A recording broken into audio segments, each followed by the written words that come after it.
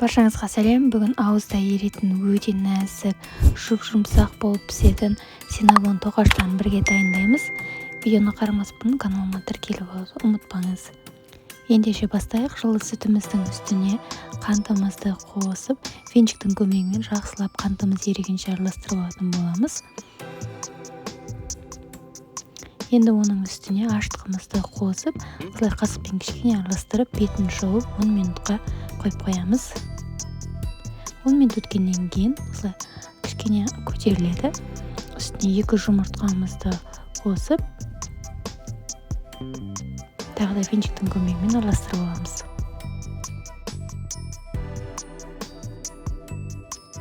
Енді електен өткізілген ұнымыздың үстіне ванилинімізді осылай қосып, қолымызбен араластырып, барлығын тестімізға құйып, жақсылап қамыр елейтін боламыз. Жұмсақ болып, қолға жабыспайтындай қамыр болып шығады. Осындай қамырымыз біркелкі болғаннан кейін үстіне сары майымызды, ертілген сары майымызды қосып, осылай қолымызбен барлық жеріне тиетіндей етіп қамырымызды илеп аламыз. Қамырымыз илеп болдық. Енді бетін жауып, жылы жерге 1 сағатқа көтерілгенше қойып қоямыз.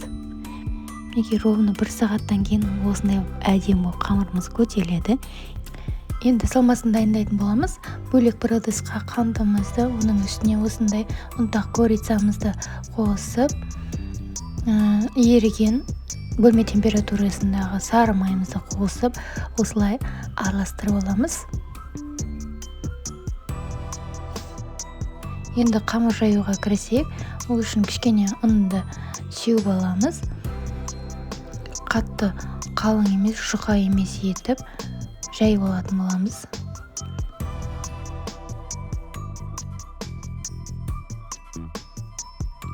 Қамырымызды жайып алдық.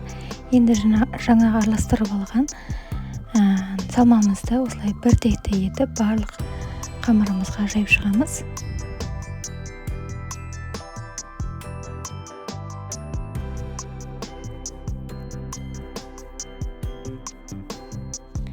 Салмамызды жайып болғаннан кейін осылай рулет пішінінде етіп қамырымызды орап шығатын боламыз. Орап алғаннан кейін шеттері ашылып кетпеу үшін осылай қолымызбен бас шығамыз. Енді осындай жіпті 2 орап, осылай барлығын кесіп шығамыз.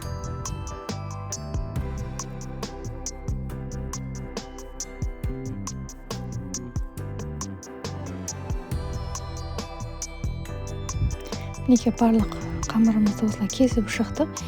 Енді табамызға осындай пергамент қағазын төсеп, барлық синнабондарымызды қойып шығамыз.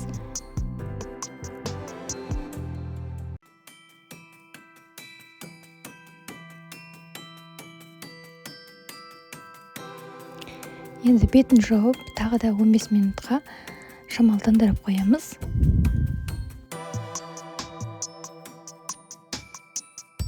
15 минут өткеннен кейін қызып тұрған пеште 200 градуста 25-30 минутта пісіріп аламыз, қызарғанша. Енді кремін дайындаймыз. Ол үшін бізге осындай творожный сырдың үстіне сахарный пудрамызды қосып, қасықтың көмегімен жақсылап араластырып аламыз. Синнабондарымыз ыстықтай піскеннен кейін кремімізді барлығына бірдей етіп жағып шығамыз.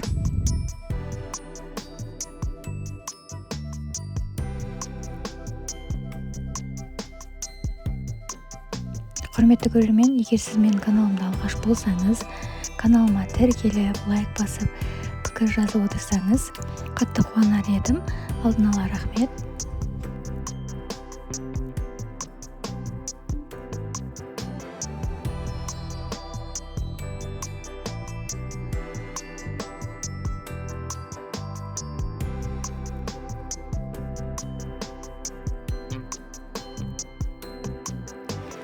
Біздің синнабондарымыз дайын болды.